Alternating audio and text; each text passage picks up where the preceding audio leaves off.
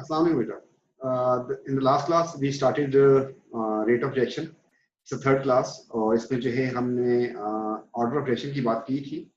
और order of reaction क्या चीज़ थी, हमने कहा था जो रेट इक्वेशन होती है, the rate of reaction is directly proportional to concentration of reactants, जो रिएक्टेंट्स होते हैं, और उनकी पावर जो है कोएफिशिएंट जो होते हैं वो एक्सपेरिमेंट से निकाले जाते हैं। तो इसकी जो डेफिनेशन थी रेट लॉ की, दैट वाज के rate of a reaction directly proportional to concentration of a reactants to their power which is determined experimentally। तो एक्सपेरिमेंट से जिनको डिटरमिन करते हैं तो उसके हिसाब से, तो इनको हम कहते हैं ऑर्डर ऑफ रिएक्शन। इसका ऑर्डर 2 है, इसका 1 है, इसका 0 है।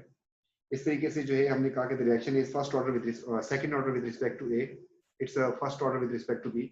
हमने ये सारा काम कर लिया था। फिर हमने कहा था जीरो, हमारे पास 3 टाइप की जीरो ऑर्डर वैसा रिएक्शन था जिसमें कॉन्सेंट्रेशन चेंज करने से हमने चेंज की लेकिन रेट पे कोई फर्क ना पड़े, और अगर कॉन्सेंट्रेशन डबल करने से रेट डबल हो जाए, जैसे हमने 1 और 3 की बात कर रहे हैं हम लोग यहाँ पे 1 और 3 में, तो हमने कहा था कि यहाँ पर मैंने इसको चेंज किया, इसके चेंज करने से रेट जो है वो भी चेंज हो गया। कितना चेंज हुआ? डबल से डबल हो गया। तो अगर डबल करने पे डबल हो जाए, इसे हम कहते हैं फर्स्ट ऑर्डर रिएक्शन। इस तरीके से हमने कहा था फिर सेकेंड ऑर्डर रिएक्शन, जिसमें कॉन्सेंट्रेशन डबल करने से रेट जो है वो 4 फोल्ड इंक्रीज कर जाता है, 4 फोल्ड जो है इंक्रीज करता है। तो इसके लिए जो है हमने आपको एग्जांपल दी थी, इस तरीके से हमने एक टेबल बना के दिया था। अगर हम यहाँ पे नोट करें तो हमने इसको 2 से 4 कर दिया, जबकि ये दोनों कांस्टेंट हैं, ये दोनों कांस्टेंट हैं। तो हमारे इस चेंज की वजह से इस पे कितना इंपैक्ट आया। तो डबल करने से डबल नहीं हुआ, 3 टाइम भी नहीं हुआ, बल्कि 4 फोल्ड जो है इंक्रीज कर गया। इसे हम कहते हैं सेकंड ऑर्डर रिएक्शन। तो ये हमने सारा कर लिया था। इसके बाद जो है हमने कहा था कि डेटा थोड़ा सा वियर्ड अगर आ जाए तो हम फार्मूला यूज करेंगे, तो आज इस फार्मूला की बात करेंगे। इसके अलावा जो है यूनिट्स ऑफ के जो है, और ये ग्राफ का थोड़ा सा काम रह गया था, ये वाली बात जो है हम क्लियर करते हैं आपको। तो ऑर्डर में हमारे पास 2 टाइप के जो है ग्राफ्स आते हैं, उन ग्राफ्स के ऊपर बात कर लेते हैं आज। तो हम जो है यहाँ पर इस ग्राफ पे ये काम कर लेते हैं।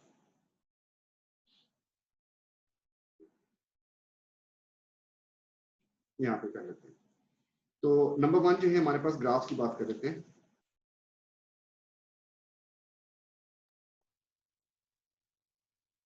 Graphs and order of reaction. तो ग्राफ कौन कौन से आते हैं हमारे पास? हमारे पास जो है ग्राफ्स जो है, या तो कॉन्सेंट्रेशन वर्सेस टाइम का ग्राफ आएगा। एक हमारे पास ग्राफ आएगा ये वाला, जिसमें इस जगह पे रिएक्टेंट की कॉन्सेंट्रेशन दी होगी और यहाँ पे दिया होगा टाइम, ठीक। और सेकंड ग्राफ जो है हमारे पास वो होगा रेट वर्सेस कॉन्सेंट्रेशन का graph, rate versus concentration of reactant लिख देते हैं यहाँ पर, इसका ग्राफ होगा हमारे पास। तो ये 2 ग्राफ थे। इनमें से एक ग्राफ तो काफी सिंपल है, क्योंकि वो डेफिनेशन की बेस के ऊपर हो सकता है। जीरो ऑर्डर में रेट पे कोई फर्क नहीं पड़ता कॉन्सेंट्रेशन चेंज करने से, और फर्स्ट में ये इंपैक्ट आता है कि डबल करने से डबल, हाफ करने से हाफ, सेम प्रोपोर्शन में इंक्रीज करेगा। लेकिन यहाँ पर जो है हमारे पास, इसको अगर हम बात करते हैं तो टाइम का और कॉन्सेंट्रेशन ग्राफ, इन दोनों टाइप के ग्राफ्स को हम देखते हैं कि किस तरीके से हमारे पास ये ग्राफ बनेगा। तो नंबर 1 जो है हम जीरो ऑर्डर के लिए करने जा रहे हैं।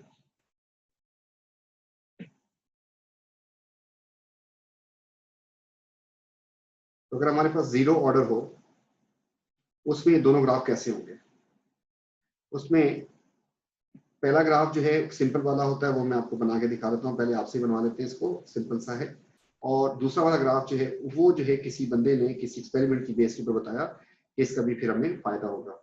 नंबर 1 जो था वो ये था कि आपके पास रेट वर्सेस रिएक्टेंट की कॉन्सेंट्रेशन से क्या इंपैक्ट पड़ेगा। देखिए आपके पास कॉन्सेंट्रेशन जो है इसकी टाइमली जो है चेंज कर रहे हैं आप लोग। लेट्स से ये 1 थी, फिर 2 थी, और फिर 3 थी, और फिर 4 थी। रेट जो था 1 पे जो था रेट इसका, लेट्स से 2 था, तो उस वक्त 2 कॉन्स्टेंट डबल करते फिर भी 2, 3 करते फिर भी 2, और 4 पे भी 2, तो आपके पास जो है इस केस में स्ट्रेट लाइन आ जाएगी, ठीक है। तो आपके पास ये वाला ग्राफ जो है इसका स्ट्रेट लाइन हो जाएगी। इस केस पे इसको हम सीधा सीधा लिख देते हैं कि यहाँ पर हमारे पास रेट चेंज नहीं होता कॉन्सेंट्रेशन चेंज करने से, ये जीरो ऑर्डर के लिए। और दूसरी जो बात थी वो था हमारे पास ग्राफ जो था वो था हमारे पास concentration of reactant versus time. देखिए किसी भी जगह पे अगर आपके पास कोई रिएक्टेंट है उसकी कॉन्सेंट्रेशन तो डिक्रीज करेगी टाइम के साथ, क्योंकि reactants will be converted into product.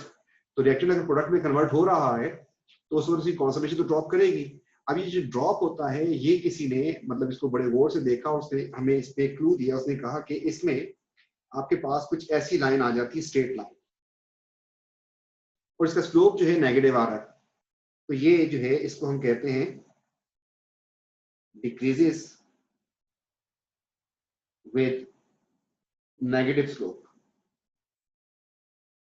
या फिर हम इसको एक और बात लिख सकते हैं, इसको हम दोबारा आगे जाके एक्सप्लेन कर देंगे, वो ये कि डिक्रीजिंग हाफ लाइफ।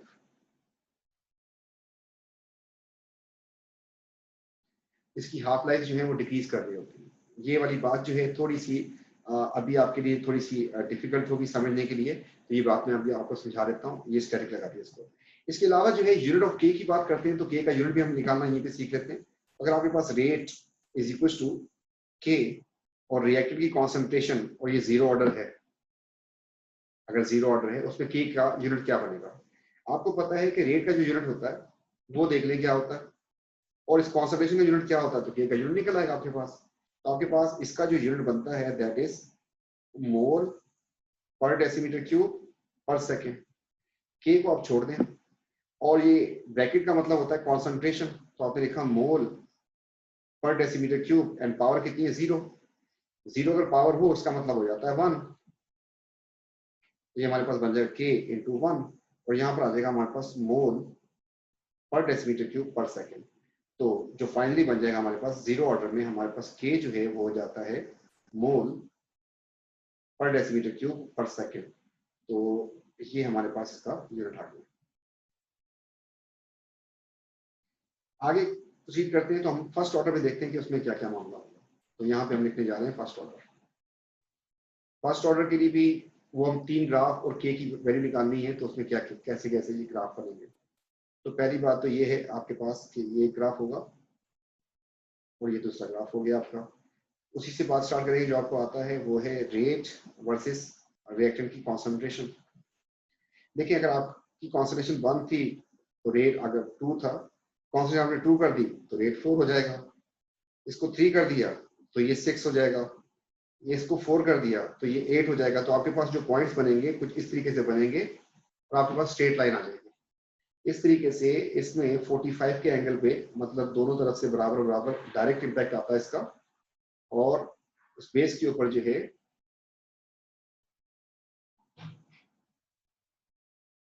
इसकी लाइन जो है वो स्ट्रेट बन जाएगी 45 के। ठीक। अब दूसरा जो ग्राफ है वो वही वाली बात, उसके लिए हमने करना था कि रिएक्टेंट की कॉन्सेंट्रेशन वो जो टाइम के साथ डिक्रीज करती है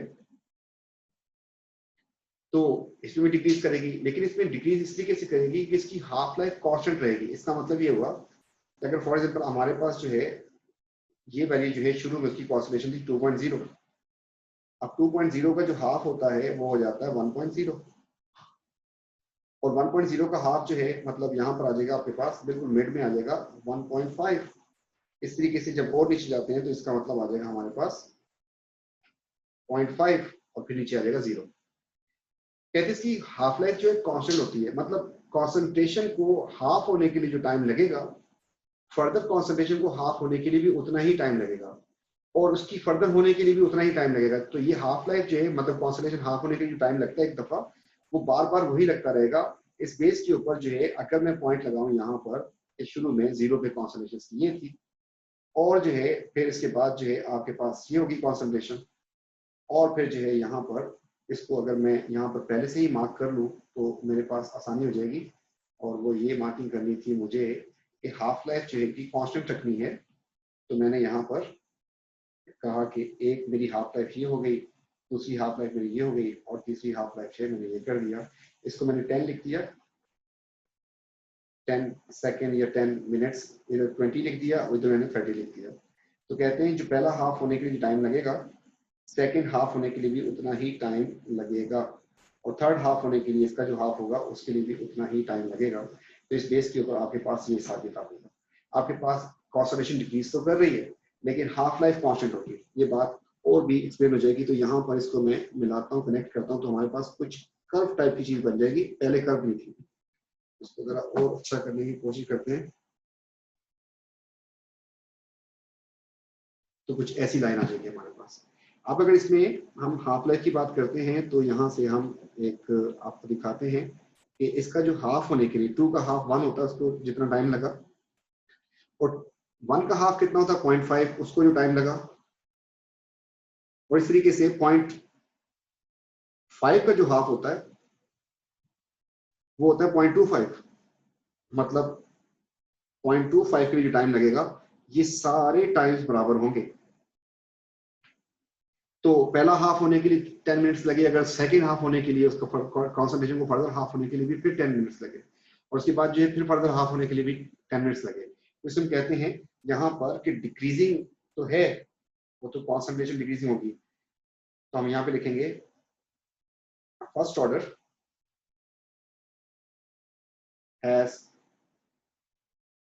कांस्टेंट हाफ लाइफ। अब हाफ लाइफ जो है कांस्टेंट हमने लिख दिया यहाँ पर, हम यहाँ पर अब मजबूरी होगी है कि हम लिखें हाफ लाइफ की डेफिनेशन। हाफ लाइफ आप लोगों ने इससे पहले फिजिक्स में पढ़ा था, अब जो है आप लोग केमिस्ट्री में देख रहे हैं। तो हमारे पास न्यूक्लियर फिजिक्स तो है नहीं, न्यूक्लियर केमिस्ट्री तो नहीं है, तो यहाँ पर हाफ लाइफ का मतलब हो जाएगा time taken by a reactant when it's concentration becomes half of original। तो जो ओरिजिनल कॉन्सेंट्रेशन उसका हाफ होने के लिए टाइम लगता है उसे हम कहते हैं हाफ लाइफ। तो फर्स्ट ऑर्डर में कांस्टेंट हाफ लाइफ होती है। फिर जो है हमने बात करनी थी यूनिट्स ऑफ के। तो यूनिट्स ऑफ के फॉर फर्स्ट ऑर्डर, तो ये बात आप लोगों को समझा तो दी है, आप लोग कर सकते हैं इसको बड़े आराम से, 12 फिर भी दिखा देते हैं आपको। फिर हमने लिखा रेट इज इक्वल टू के लिखा। अब रिएक्टेंट की कॉन्सेंट्रेशन की पावर 1 हो चुकी है, फर्स्ट ऑर्डर है। अगर ऐसा है तो आपको पता है कि इनके यूनिट्स होते क्या क्या हैं, तो आपने यहां से इसका यूनिट लिखा, और सिमिलरली फिर आपने इसका भी यूनिट लिख दिया, तो आपके पास के का यूनिट आ जाएगा। तो इसका यूनिट होता है हमारे पास मोल पर डेसीमीटर क्यूब पर सेकेंड। के अपनी जगह पे रहेगा, और कॉन्सेंट्रेशन का यूनिट भी होता है मोल पर डेसीमीटर क्यूब।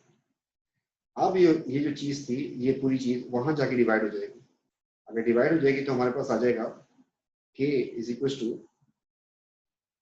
मोल पर डेसीमीटर क्यूब पर सेकेंड डिवाइड बाय मोल पर डेसीमीटर क्यूब, जो कैंसिल आउट हो जाएंगे। तो हमारे पास जो के का यूनिट आ जाएगा दैट इज इक्वल टू पर सेकेंड। फर्स्ट ऑर्डर में हमारे पास ये आएगा यूनिट इसका।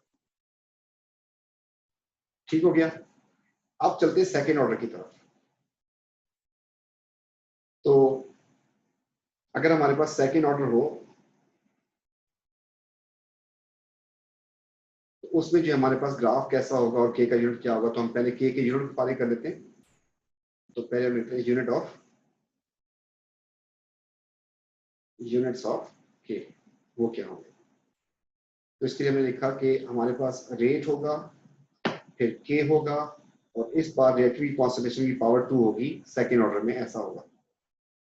अगर ये ऐसा है तो इस बेस के ऊपर आप जो है इसके यूनिट्स निकाल सकते हैं, क्योंकि आपको पता है रेट का यूनिट आपको पता है, कॉन्सेंट्रेशन का यूनिट भी आपको पता है, तो के का यूनिट निकल आएगा।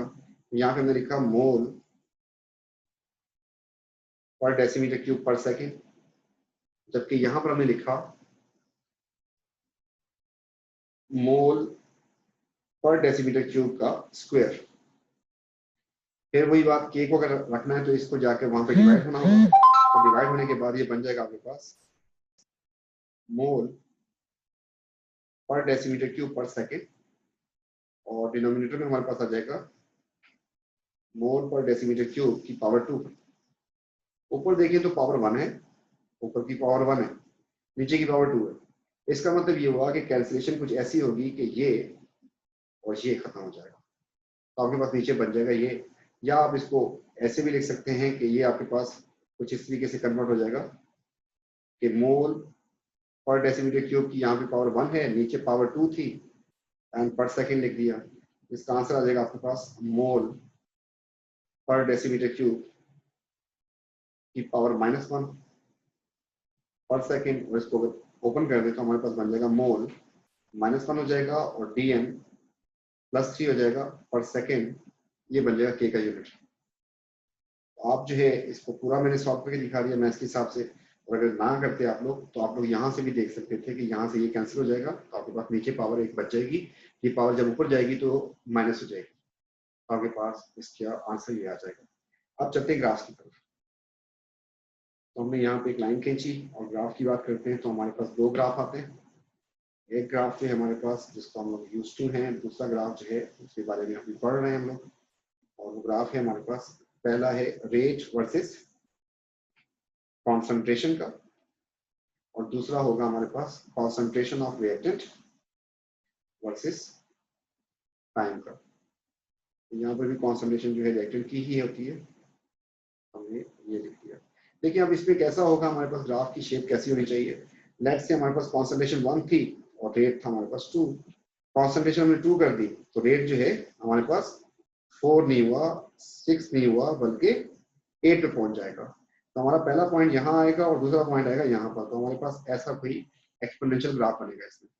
तो इस बात को थोड़ा सा साफ करके लिख देते हैं हम लोग। हमारे पास इसमें जो है हमारे पास जो ग्राफ की शेप आ जाएगी वो कुछ एक्सपोनेंशियल टाइप की होगी, ऐसा ग्राफ होगा। ठीक, अब आ जाते हैं कॉन्सेंट्रेशन और उसका कॉन्सेंट्रेशन रिएक्शन वर्सेस टाइम की बात करते हैं। तो यहाँ पर ऐसे ही है, मतलब अगर ये पॉइंट 2 था इसका, हम इसको लिख देते हैं कि 2.0 था और इसका जो है ये 1.0 हो गया और इस तरीके से ये जो है 0.5 हो गया। तो यहाँ पर आ जाएगा 1.5। कहते हैं इसमें डिक्रीजिंग इंक्रीजिंग हाफ लाइफ होती है, इसमें इंक्रीजिंग हाफ लाइफ होती है। अब हाफ लाइफ अगर इंक्रीज करनी है तो इस बेस के ऊपर जो है अगर हम इसको यहाँ पर पहले अपना काम कर लें, उसके बाद जो है ऐसा कुछ कर लें। अगर आपके पास ये पूरी लाइन चल रही है, इसमें अगर पहली हाफ लाइफ इतनी आई है तो दूसरी हाफ लाइफ इससे ज्यादा होगी। मतलब हमने यहाँ पे लिखा 10 और फिर यहाँ पे लिखा 20, यहाँ पे लिखा 30, यहाँ पे लिखा 40। तो अगर पहली 10 की आ रही, बाकी जो है वो इंक्रीजिंग होगी। तो इस बेस के ऊपर जो है हम पहले से अगर वर्किंग कर लेते हैं तो हमने यहाँ पे एक लाइन खींची। हमने कहा अगर इसकी पहली हाफ लाइफ जो है वो इतनी आ रही है, इसकी दूसरी हाफ लाइफ जो है वो यहाँ से जब स्टार्ट होगी तो वो इससे बड़ी होगी। तीसरी हाफ लाइफ सेकंड से भी बड़ी होगी, फर्स्ट से भी बड़ी होगी। ये हाफ लाइफ लेट से यहाँ चली जाती है। इस बेस के ऊपर इसका पहला पॉइंट जो है यहाँ पर आ जाएगा और सेकंड पॉइंट जो है इसका यहाँ पे आ जाएगा आपके पास, और थर्ड पॉइंट जो है इसका कुछ यहाँ पे आ जाएगा। इस बेस पे अगर हम इसको आपस में कनेक्ट करने की कोशिश करते हैं तो हमारे पास जो है पहला पॉइंट इससे हाफ होते होते होते तो हमारे पास ये कुछ ऐसी हाफ लाइफ आती है। तो इसमें जो है हमारे पास ये कर्व जो है उससे ज्यादा स्टीपर, अगर आपकी मैथ्स अच्छी है तो आप लोग इस बात को विजुलाइज कर सकते हैं। तो सेकंड ऑर्डर की कर्व ज्यादा स्टीपर होती है as compared to first order की। अगर कर्व लेस स्टीपर होगी तो उसकी हाफ लाइफ तकरीबन कांस्टेंट रहेगी, और अगर वो जो है ज्यादा स्टीपर हो जाएगी तो इसका मतलब है कि उसमें हाफ लाइफ जो है उसकी इंक्रीजिंग आ रही है। लेकिन यही काम जो है अगर मैं जीरो ऑर्डर में करके दिखाऊं आपको, तो जीरो ऑर्डर में जो हाफ लाइफ है हमारी वो नेगेटिव आती है। वो बात आपको यहाँ पर बड़े आराम से आप हम समझा सकते हैं। जब आपको हाफ लाइफ का पता चल गया तो जीरो में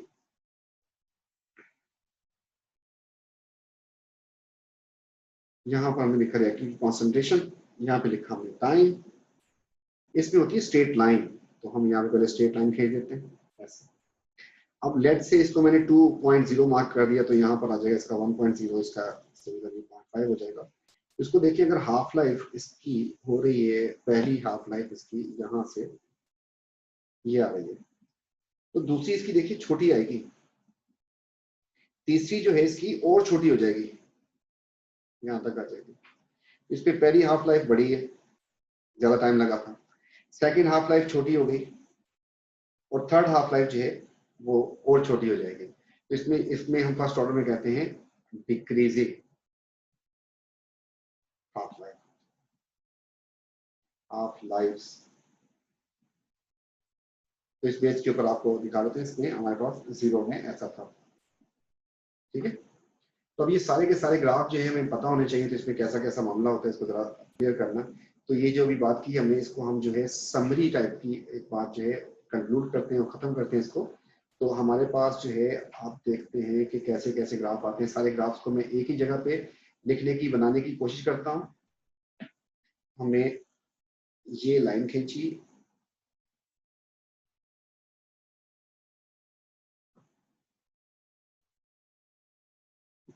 और यहां पर मैंने लिखा रेट, और यहाँ पे लिख दिया मैंने कॉन्सेंट्रेशन ऑफ रिएक्टेंट। देखें हमारे पास जो जीरो ऑर्डर होगा उसमें ऐसी स्ट्रेट लाइन आ जाएगी। तो हमने लिखा कि जीरो ऑर्डर के लिए हमने ग्रीन लाइन यूज की है। अगर हमारे पास फर्स्ट ऑर्डर हो तो हमारे पास ऐसी लाइन आ जाएगी। तो हमने यहाँ पे लिखा कि अगर हमारे पास फर्स्ट ऑर्डर हो उसके लिए हमने रेड लाइन यूज की है। इस तरीके से अगर हमारे पास सेकेंड ऑर्डर हो जाए तो उसमें एक्सपोनेंशियल लाइन आती है, मतलब कुछ ऐसी लाइन आती है। हमने लिखा कि अगर हमारे पास सेकेंड ऑर्डर हो जाए तो उसमें ब्लू लाइन हो। तो हमने तीनों चीजें आपको बता दी हैं। अभी भी लिख देते हैं इसके ऊपर कि ये सेकेंड है। सिमिलरली ये वाली जो थी हमारे पास फर्स्ट ऑर्डर की लाइन थी, और ये जो ग्रीन में थी हमारे पास ये जीरो ऑर्डर की थी। इस तरीके से ग्राफ को देख के भी हम पहचान सकते हैं कौन सा ऑर्डर है। सेकेंड टाइप ऑफ ग्राफ जो था हमारे पास उसकी भी बात करते हैं हम लोग। एक ही जगह पे कोशिश करते हैं कि आपको बात समझ आ जाए। तो हमने यहाँ पे अब जो है ऐसे ही एक पूरा जो है ग्राफ खींचा, और फिर यहाँ पे मैंने लिखा रिएक्टेंट की कॉन्सेंट्रेशन एंड वर्सेस लिख दिया टाइम, उसका ग्राफ कैसा कैसा होगा। देखिए हमारे पास तीन ऑर्डर होते हैं। तो जीरो में तो आप सबको पता है कि ऐसी स्ट्रेट लाइन आ जाएगी। तो हमने लिखा कि अगर जीरो हो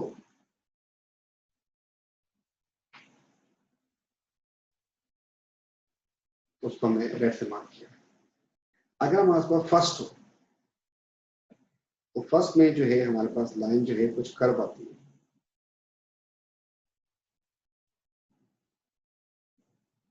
कुछ ऐसी हो जाती है।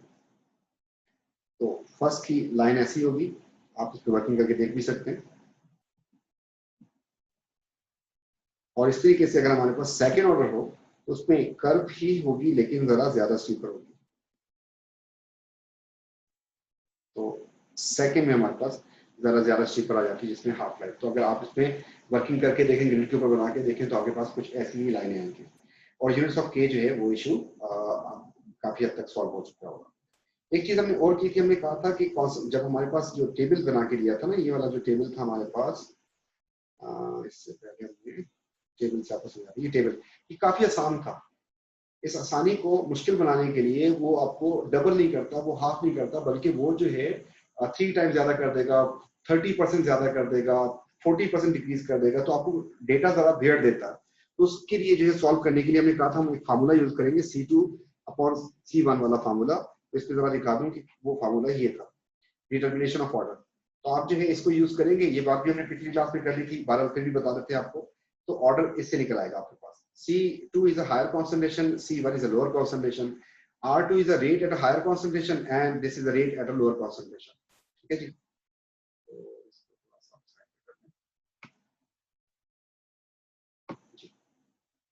तो हमारे पास ये, इसके बाद जो हमारे पास इस तरीके से टेबल बना के दिया, उस पर हमने अप्लाई करके दिखाया आपको, और इस तरीके से हम इसको सॉल्व कर सकते हैं किसी भी उसके लिए ऑर्डर के लिए निकालने के लिए।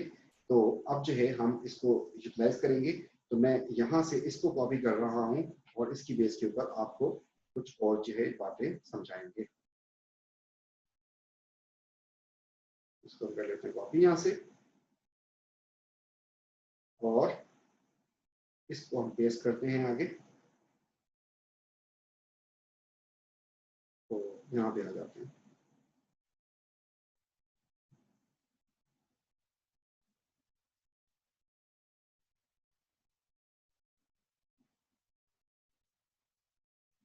इसको उठा के लेंगे यहाँ पे और यहाँ पे छोड़।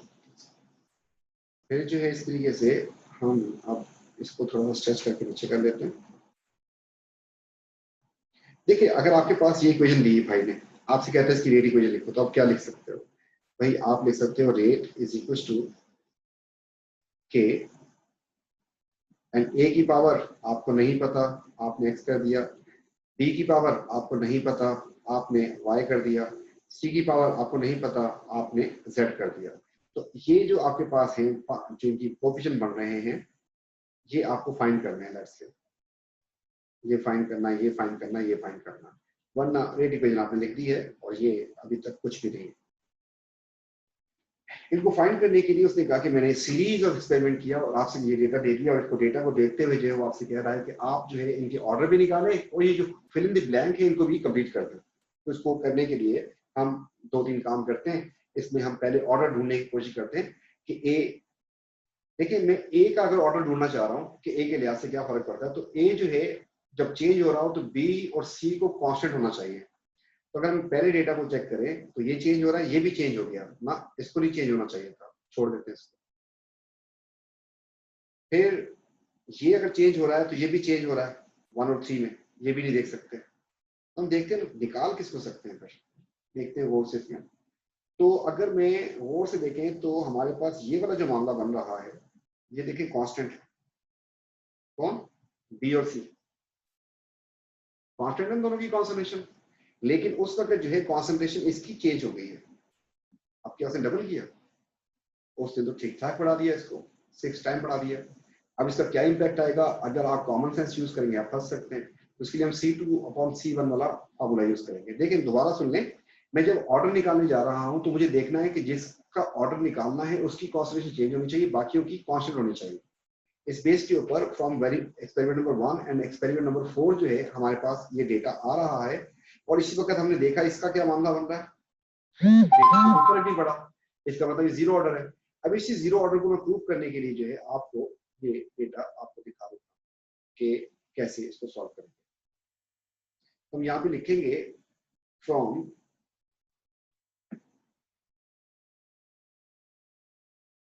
Experiment number 1 and 4, C is reaction is zero order with respect to C की वजह से जीरो ऑर्डर। कैसे पता चला? आपने लिखा C2/C1, फिर आपने लिखा R2/R1। अगर इनकी वैल्यूज को फिल इन करें आप लोग, तो हायर कॉन्सेंट्रेशन आपके पास थी 0.6 एक्सपेरिमेंट नंबर 4 में। एक्सपेरिमेंट नंबर 1 में वैल्यू देख लें इसकी कितनी है, C की 0.1। आपने इसके ऊपर ब्रैकेट लगा दिया, इसको हमने n कर दिया या x कर दिया। उस तरह से रेट कितना था 2.0 10⁻⁴, जबकि नीचे भी रेट है 2.0 10⁻⁴, और इसको जो है इससे हमारे पास ऑर्डर आ जाएगा। बेटा इसका आंसर आ जाएगा हमारे पास 6, जबकि इसका आंसर आ जाएगा हमारे पास 1। तो जब बेस सेम ना हो तो तभी 1 आ रहा होता है।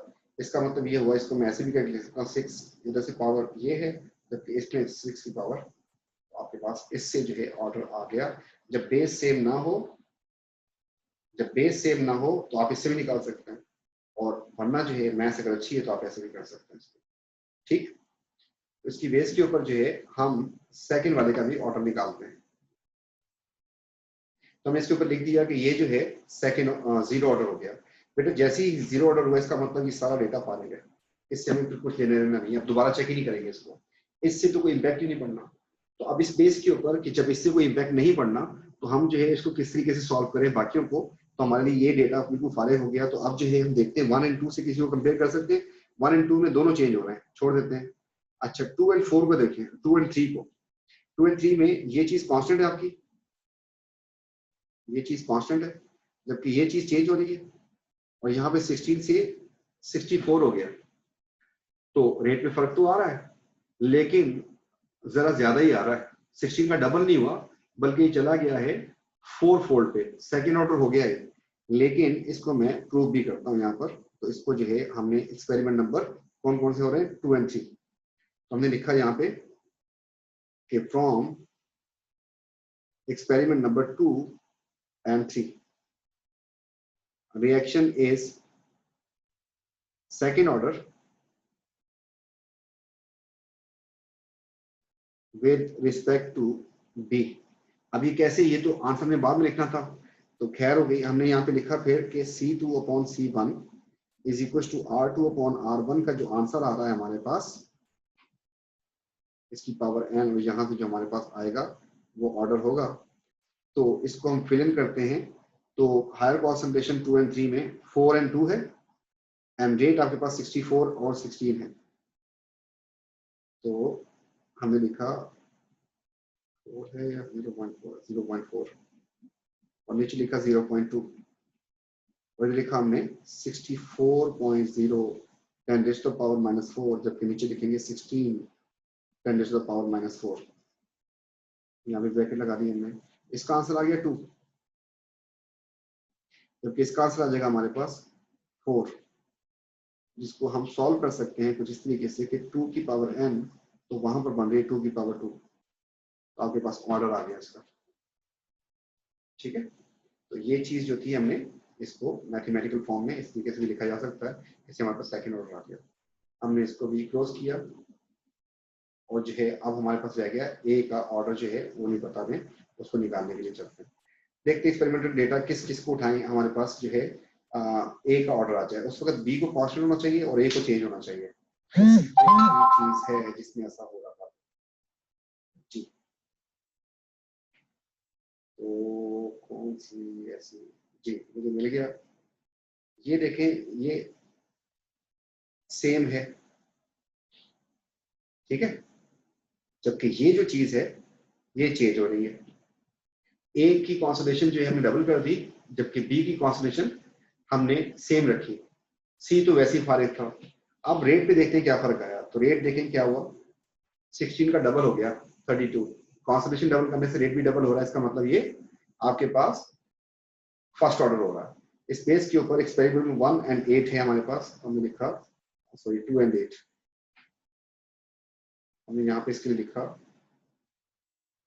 From experiment number 2 and 8 reaction is first order with respect to A। Data क्या था, C2 upon C1 and R2 upon R1।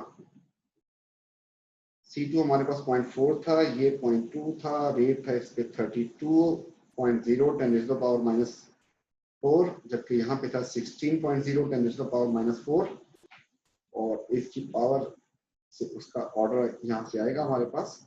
इसका आंसर आ गया 2, जबकि इसका आंसर भी आ गया 2। तो इसकी पावर ये, तो इसकी पावर 1 हो जाएगी। उसके बाद बेस सेम हो गई तो फर्स्ट ऑर्डर होगा। तो इस तरीके से जो है हम इसके ऑर्डर निकालते थे। तो ये जो है हमारे पास थर्ड इसका जो है लेक्चर हो गया। अब इसमें जो एम्प्टी स्पेसेस थी उनको हमें कंप्लीट करना हो तो उसको याद रखते हैं। तो उसके लिए जो हम नेक्स्ट क्लास में इंशाल्लाह बात करेंगे कि किस तरीके से एम्प्टी स्पेसेस को जो रहती हैं उसको फाइंड करने के लिए वी हैव 2 वेज, तो उनको हम बात करेंगे। थैंक यू, टेक केयर बेटा, अल्लाह हाफिज।